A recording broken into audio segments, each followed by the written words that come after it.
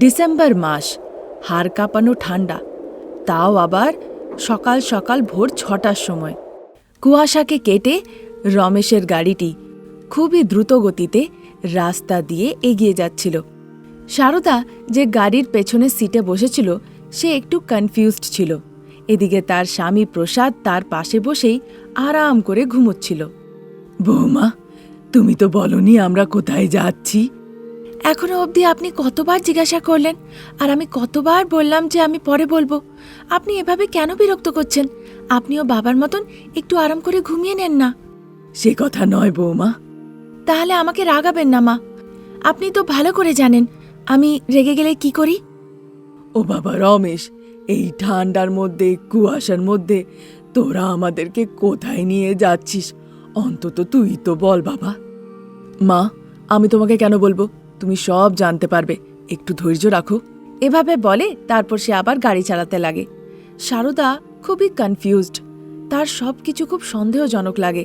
তারপর সে মনে মনে ভাবতে লাগে, আমার ছেলে রমেশ এত বড় অফিসার, বৌমা অনামিকা বড়লোক বাড়ির মেয়ে, আমি আর আমার স্বামী গরিব। বৌমা চায় না যে আমরা তাদের সাথে থাকি। আমাদেরকে রাস্তায় নিয়ে গিয়ে ছেড়ে দেবে না তো? সে কথা ভাবছিলই ততক্ষণে গাড়িতে খুব জোরে একটা ব্রেক লাগে। রমেশ আর অনামিকা ঠান্ডার মধ্যে কাঁপতে কাঁপতে গাড়ি থেকে নিচে নামে। চারিদিকে চেয়ে দেখে, সেখান থেকে একটু দূরেই তারা একটা ছোট্ট গ্রাম দেখতে পায়। অনামিকা, আরেকবার ভালো করে ভেবে দেখো। আমি কোনো সিনেমার ডায়লগ দিচ্ছি না, আমি সিদ্ধান্ত নিয়েছি। আর তুমি বলেছিলে আমাকে সাহায্য করবে, তো করো। যতই হোক তারা আমাকে জন্ম দিয়েছে, বড় করেছে, তারা মা বাবা। সে আমি বুঝলাম, কিন্তু এখন থেকে তোমার সাথে আমি চিরজীবন কাটাবো। তোমাকে আমার সাথে খুশি থাকতে হবে, তোমার আমি দেখাশোনা করব। তুমি আমার জীবন। সে কথার জন্য তো আমি বারণ করছি না অনামিকা, কিন্তু এত দূরে এসে এই ছোট্ট গ্রামে এই ঠান্ডার মধ্যে তারা কি করে বেঁচে থাকবে? তাহলে আমি তোমাদের সাথে আর থাকবো না, আমি নিজের বাপের বাড়ি চলে যাব। আমি এরকম স্বামীর সাথে থাকতে চাই না যে আমার কথাই শোনে না। এভাবে অনামিকা রেগে মেগে বলে। তারপর ঠান্ডায় কাঁপতে কাঁপতে সারদা আর প্রসাদ গাড়ি থেকে নেমে আসে। দেখে ছেলে আর বৌমা ভীষণ দুঃখিত। বাবা রমেশ, আমি ভালো করে জানি তুমি আর অনামিকা আমাদেরকে এই ছোট্ট গ্রামে রাখতে এসেছো। তোমার মা জানে না, আমি তোমার মাকে সে কথা বুঝিয়ে বলবো। তোমরা দুজনে ঝগড়া করো না। প্রসাদের এভাবে বলাতে সারদা রমেশকে খুব অবাক হয়ে দেখতে লাগে। কি বলছিস বাবা? তোর বাবা যা বলছে সেটা সত্যি? ওনাকে জিজ্ঞাসা করে কি লাভ মা? আপনি আমাকে জিজ্ঞাসা করুন না। বলো বৌমা। হ্যাঁ মা, এখন উনি খুব বড় অফিসার হয়ে গেছেন। বড় বড় গেস্ট এবার আমাদের বাড়িতে আসবেন। আপনারা সেখানে থাকলে তেনারা জিজ্ঞাসা করবেন, আর আমরা এটা বলতে পারবো না যে আপনারা চাকর বাকর, তাই না? অনামিকা যখন এভাবে বলছিল তার কথার মধ্যে ঢুকে সারদা বলে, তাই তুমি আমাদেরকে সরিয়ে দিতে চাও আর এত দূরে আমাদেরকে নিয়ে এসছো? হ্যাঁ মা। অনাথ ছিলে, আত্মীয়র মধ্যে ছিলে, তাই ভেবে ঘরে নিয়ে এলাম, কিন্তু তুমি তো বিষধর সাপই বেরুলে, আমাদের পুরো পরিবারকে কেটে ফেললে। আপনি এবার বুঝে গেছেন, এখানেই থাকুন। এভাবে রেগে মেগে বলে। তারপর গাড়ির ডিকি খুলে একটা প্যাকেট বের করে সেটা ছুঁড়ে ফেলে দেয়। রমেশ কোনো উত্তর না দিয়ে মাথা হেট করে দাঁড়িয়ে থাকে। ঠান্ডায় সারদা আর প্রসাদ কাঁপছিল। অনামিকা আর রমেশ গাড়িতে চাপে আর বাড়ির দিকে চলে যায়। সারদা আর প্রসাদ ঠান্ডায় কাঁপতে কাঁপতে অতি কষ্টে ওই গ্রামে গিয়ে পৌঁছয়। সেই গ্রামের এক বয়স্ক শম্ভুর সাথে তারা কথা বলে, যা যা ঘটেছিল সব বলে। তাদের কথা শুনে, চিন্তা করবেন না, আমাদের মতন মানুষের জন্য ঈশ্বর আছেন। একটু দূরে গিয়ে একটা মাটির ঘর আপনারা দেখতে পাবেন, সেখানে গিয়ে থাকুন আর কিছু কাজকর্ম করে জীবিকা চালান। এ কথা বলার পরে সারদা আর প্রসাদ হাত জোর করে তাকে নমস্কার জানায় এবং নিজেদের ব্যাগ নিয়ে শম্ভুর বাড়ি থেকে বেরিয়ে যায়। ওদিকে রমেশ আর অনামিকা বাড়ি পৌঁছয়। রমেশের নজর সোফার উপরে পড়ে।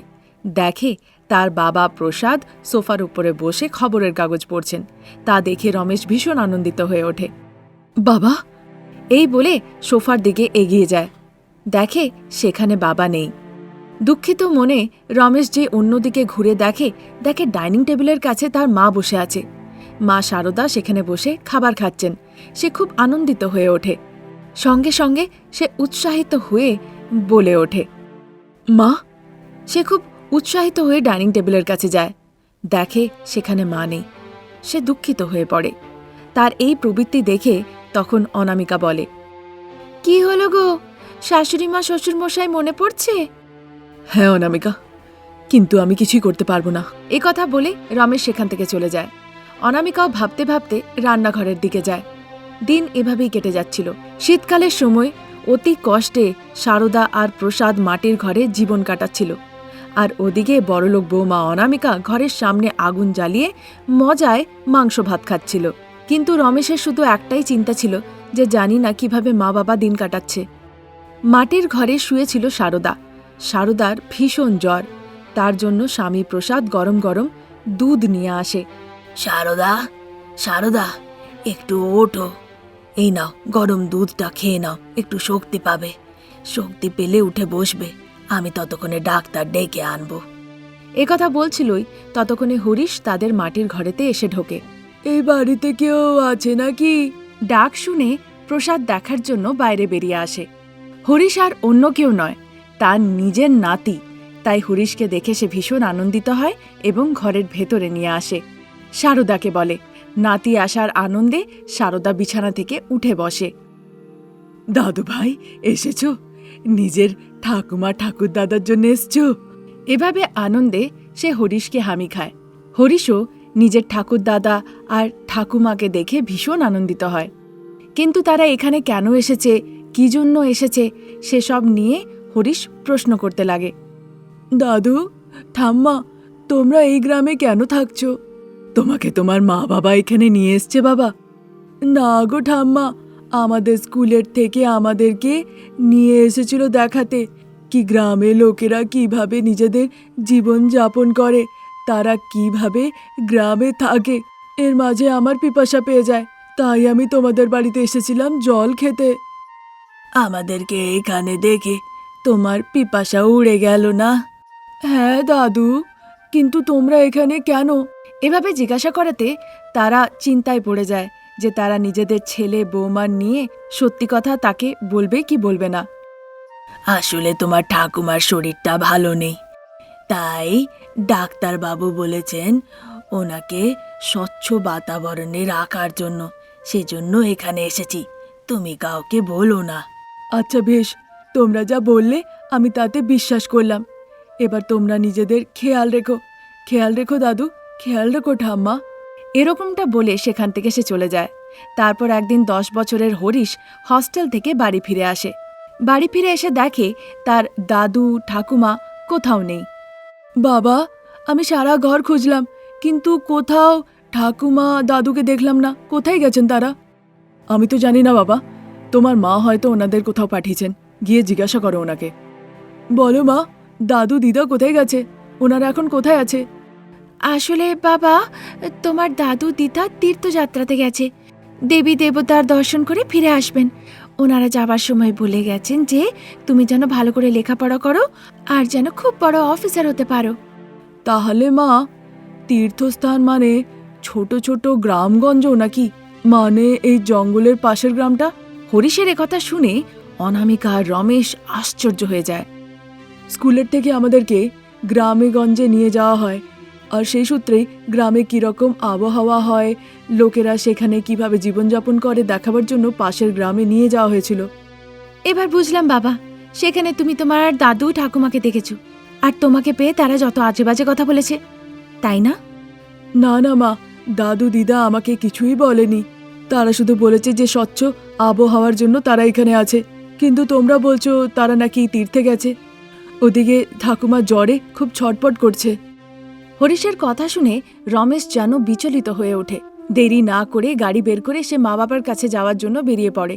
ঘরে হরিশ নিজের মাকে বলে, মা, কালকের দিনে যদি আমি ভালো করে লেখাপড়া করে যদি খুব বড় অফিসার হয়ে যাই, তারপরে। হরিশ এ কথা বলছিলই মধ্যেখান থেকে তার কথাটা কেটে অনামিকা বলে, না না বাবা, আমি কারণ যে তোমার এই 10 বছর বয়সে তুমি এরকম কথা ভাবছো, আমি আমার ভুল বুঝেছি। অনামিকার নিজেকেই খুব দোষী অনুভব হয়। ওদিকে রমেশ, যেখানে সারদা আর প্রসাদ ছিল, সেখানে গিয়ে তাদেরকে গাড়িতে নিয়ে ফিরে আসে। দরজার কাছে দাঁড়িয়ে অনামিকা, আসুন মা, আসুন বাবা, এভাবে সে আদর করে ডাকে। তারপর সকলে ভেতরে বসে, আমি ডাক্তারকে খবর দিই। তাড়াতাড়ি করে রমেশ নিজেদের ফ্যামিলি ডক্টরকে ফোন করে। ডাক্তারবাবু অরবিন্দ সঙ্গে সঙ্গে এসে পড়েন। তিনি এসে পরীক্ষা করেন, তারপর ওষুধ লিখে দেন। তখন থেকে অনামিকা সবার খেয়াল রাখতে লাগে আর তাদের জীবন সুখময় হয়ে ওঠে।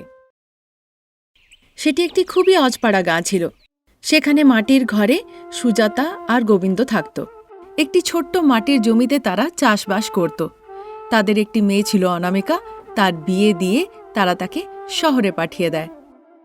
হ্যাঁ গো, একবার বেয়ানকে ফোন লাগাও না, আমাদের গর্ভবতী মেয়ে অনামিকা কেমন আছে তা নিয়ে প্রশ্ন করার প্রয়োজন নেই গো। আমাদের বেয়ান খুব ভালো। গতবার যখন গেছিলাম দেখা করতে, দেখেছিলাম তিনি আমাদের মেয়েকে দিয়ে একটা কাজও করান না। তার মানে তুমি বলতে চাও যে শাশুড়ি মা হয়ে গেছে? সারদা দিদি শুধু শাশুড়ি নন, তিনি একজন মাও। সুজাতা তোমার থেকে ভালো খেয়াল রাখেন। এ কথা শুনে সুজাতা মনে মনে খুব আনন্দিত হয়। মানে আমাদের মেয়ের ভাগ্যটা খুব ভালো। এরকম কথা বলে তারা দুজনে খুব আনন্দিত হয়। ওদিকে শহরে সারদা নিজের বাড়ির বিল্ডিংয়ের চারিপাশে ঘুরে ঘুরে কাজকর্ম করতে ব্যস্ত ছিল। তার শাড়ির আঁচল ধরে তার স্বামী প্রসাদ তার পিছু পিছু ঘুরছিল আর কিছু একটা জিনিসের জন্য অনুরোধ করছিল। সারদা, আমার খুব খিদে পেয়েছে, এবারের জন্য ক্ষমা করে দাও, আর কিছু খেতে দাও। আমি এরপর আর কখনো গর্ভবতী বৌমাকে কিচ্ছু করতে বলবো না।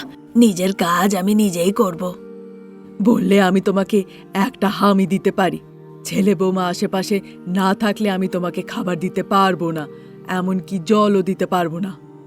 সারদা বারবার যত না বলছিল, ততবার প্রসাদ বিনতি করেই যাচ্ছিল। এমনটা করো না, আগে থেকে আমার শরীর এত ভারী, আমি খিদে সহ্য করতে পারি না। সময়ে পেটে যদি খাবার না দিই তাহলে পেটে গ্যাস ভরে যায়, তারপর আরো বেশি কষ্ট হয় আমার। একটা ছুরি নিয়ে তোমার পেটে ছাতা করে দেবো, তারপর সব গ্যাস বেরিয়ে যাবে, কিন্তু তোমায় খেতে দেব না। তারপরেও যদি তুমি আমার আঁচল ধরে সারা ঘর ঘোরো, তাও আমার কিছু এসে যাবে না, কথাটা মনে রেখো। এই বলে সারদা হলের দিকে যায়। 7 মাসের গর্ভবতী অনামিকা সোফায় বসে বসে আরামসে টিভি দেখছিল। শাশুড়ি মার আঁচল ধরে শ্বশুরমশাই প্রসাদ সারা বাড়ি ঘুরে বেড়াচ্ছেন, তা দেখে অনামিকা হাসে। উপোস করা শ্বশুরমশাই প্রসাদকে দেখে অনামিকার খুব খারাপ লাগে। তখন সে শাশুড়ি মাকে বলে, মা, আমার জন্য অন্তত বাবাকে ক্ষমা করে দিন। বাবাকে একটু খাবার আর একটু জল দেন না। বৌমা, মধ্যেখানে ঢুকবে না কিন্তু, তুমি টিভি দেখো। সারদা, যদি তুমি এরকমটা করো তাহলে শহরে থাকছে হস্টেলে আমাদের 2 মেয়েকে আমি ফোন করে সব জানিয়ে দেব। তাহলে সোজাসুজি তোমায় বকবো আর ফোন করে তোমার মেয়েদেরকে বকে দেব। বাবা, ছাতে আমি চিপস রেখেছিলাম, একবার গিয়ে দেখে আসবেন তো। যাক, বৌমা ভালো করে মনে করিয়ে দিয়েছে, না হলে আমি তো ভুলেই গেছিলাম। এভাবে বলাতে প্রসাদ ভীষণভাবে রেগে যায় আর সারদার শাড়ির আঁচলটা ছেড়ে সে সোজা ছাতে চলে যায়। ছাতে একটা বিছানার ওপরে চিপস শুকুতে রাখা হয়েছিল। সেই বিছানার নিচে একটা বিরিয়ানির প্যাকেট ছিল আর 1 বোতল জলও রাখা ছিল। সত্যি বাবা, এই বৌমা আমার একদম মা। সারদা আমাকে খেতে দেয়নি, কাজ করতে বলেছিলাম বলে, কিন্তু বৌমা বিরিয়ানি আর জলের বোতল রেখে আমার জন্য ব্যবস্থা করে গেছে। এবার চিপস সুকুচ্চি নাম করে আমি আরামসে খাবো। এ কথা ভেবে প্রসাদ তাড়াতাড়ি করে বিরিয়ানি খেতে লাগে।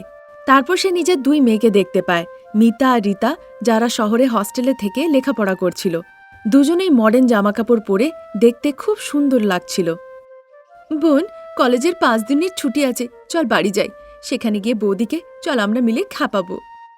হ্যাঁ রে বোন, শুনেছি গ্রামের বৌমা নাকি এখন গর্ভবতী। চল আমরা গিয়ে ওখানে রানীর মতন থাকবো আর ওকে দিয়ে সব কাজ করাবো। তাহলে কবে বাড়ি যাব? আজকে যাব না কালকে? তাহলে আর দেরি কেন, 1 ঘন্টার মধ্যে বেরিয়ে যাব, বিকেলবেলায় পৌঁছে যাব আর রাত থেকে ওকে রাগানো শুরু করব। এভাবে বলা বলি করে তারা হস্টেলের থেকে নিজেদের লাগেজ ব্যাগ নিয়ে বেরিয়ে পড়ে।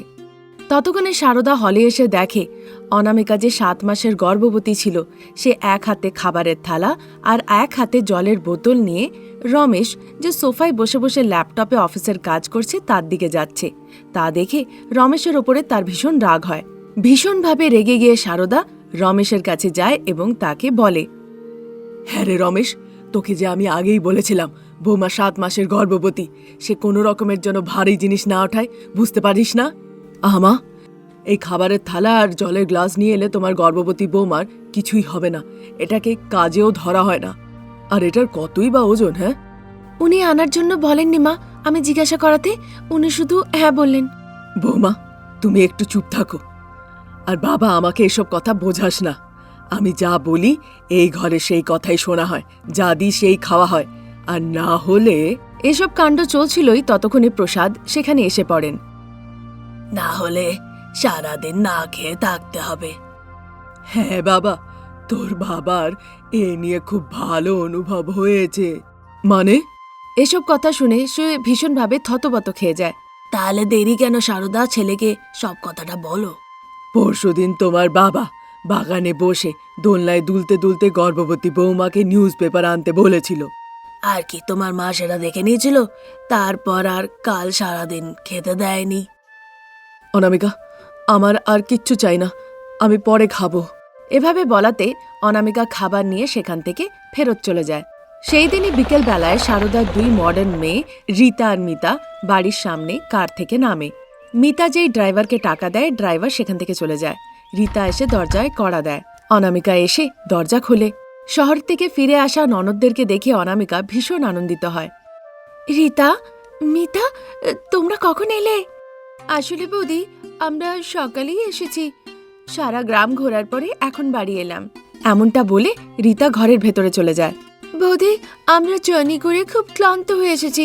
আমাদের জিনিসপত্র আমাদের ঘরে একটু রেখে দাও তো। এখন আমি 7 মাসের গর্ভবতী রীতা, ভারী জিনিস উঠাতে পারবো না যে। 7 মাসের গর্ভবতী বুঝি? মনে হচ্ছে পৃথিবীতে শুধু তুমিই একজন গর্ভবতী। যাও গিয়ে নিয়ে এসো। সে এভাবে একটু রেগে মেগে বলে। ওদিকে সারদা রীতাকে ঘরের ভেতরে নিয়ে আসে। দেখো মা, তোমার গ্রামের গর্ভবতী বৌমা মুখে মুখে তর্ক করছে। আহা মা, আমি ওকে বলেছি এভাবে উত্তর দিতে। যাও গিয়ে নিজের ব্যাগ তুলে নিজে নিয়ে এসো। এভাবে সারদার কড়া জবাব শুনে রীতা আর মিতা নিজেদের লাগেজ ব্যাগ তুলে ঘরের ভেতরে চলে যায়। অনামিকার ওপরে তাদের ভীষণ রাগ হয়।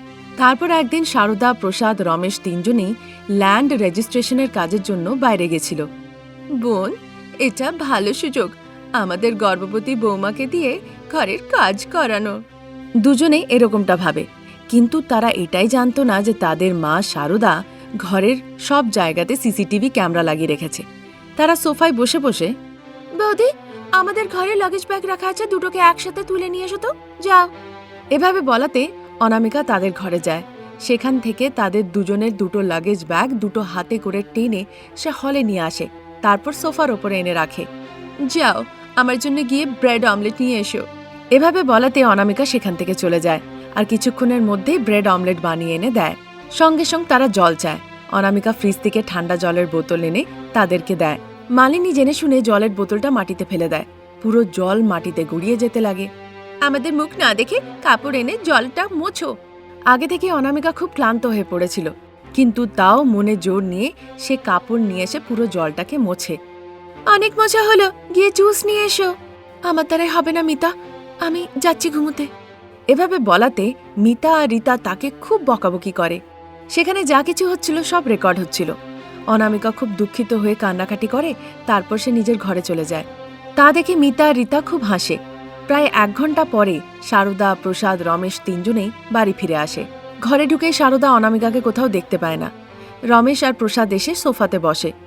মিতা, তোদের বৌদি কোথায়? তোমরা যখন থেকে গেছো সে ঘুমুচ্ছেই, এখনো বাইরে বেরিয়ে আসেনি। মেয়েদের কথাতে সারদার ভরসা হয় না। সে নিজের মোবাইল ফোনে সিসিটিভির ক্যামেরার ফুটেজ দেখতে লাগে।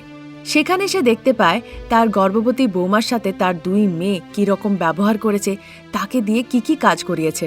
সেসব রেকর্ডিং তাদেরকে দেখানো হয়। তারা লজ্জায় মাথা হেট করে দাঁড়িয়ে থাকে। তখন সারদা রেগে মেগে বলে, যাদেরকে আমি জন্ম দিয়েছি তারা কেমন সেটা ভালো করে জানি, তাই আমি আগে থেকে সব ব্যবস্থা করে রেখেছিলাম। আমার লজ্জা হচ্ছে বলতে যে তোমরা আমার মেয়ে। তোমাদের কি মনে হয় 7 মাসের গর্ভবতী মহিলার পক্ষে এত কাজ করা খুব সোজা? শারদা ভেতরে চলে যায়। রীতা আর মিতা একে অপরকে খুব অবাক হয়ে দেখতে লাগে। শারদার লাগেজ ব্যাগ নিয়ে এসে তাদের কোমরের সাথে রশি দিয়ে বেঁধে দেয়। এক বোতল জল নিচে ঢেলে দেয়। প্রসাদ বুঝে উঠতে পারছিল না যে শারদা আসলে করছেটা কি। এবার তোমরা এই জলটাকে পরিষ্কার করো, এভাবে সে বলে দেয়। কিন্তু লাগেজ ব্যাগের ওজনের কারণে তারা সেটা করতে পারে না। এই ওজনটাই তুলতে পারছি না, তার উপরে পরিষ্কার কি করে করব মা? কিন্তু তোমরা তো বৌমাকে দিয়ে সব করিয়েছ। লজ্জায় তারা দুজনে মাথা হেট করে নেয়। মেয়ে হয়ে জন্ম হওয়াটাই ভাগ্যের ব্যাপার। আজ্ঞাকারী হয়ে ভালোভাবে থাকো, একজন ভালো স্ত্রী হও, মা হয়ে একটি নতুন প্রাণকে জীবন দাও, আর ভালো দাদু দিদা হয়ে স্বর্গবাস করো। এভাবে বলাতে রীতা আর মিতা বুঝতে পারে যে তাদের মা কি বলতে চাইছেন। সেদিন থেকে তারাও অনামিকার খুব ভালো করে দেখাশোনা করতে লাগে, আর পুরো পরিবার আনন্দে জীবন কাটাতে লাগে। আজ এই পর্যন্ত। নতুন গল্প নিয়ে আবার আমরা খুব তাড়াতাড়ি হাজির হব। ততক্ষণের জন্য নমস্কার।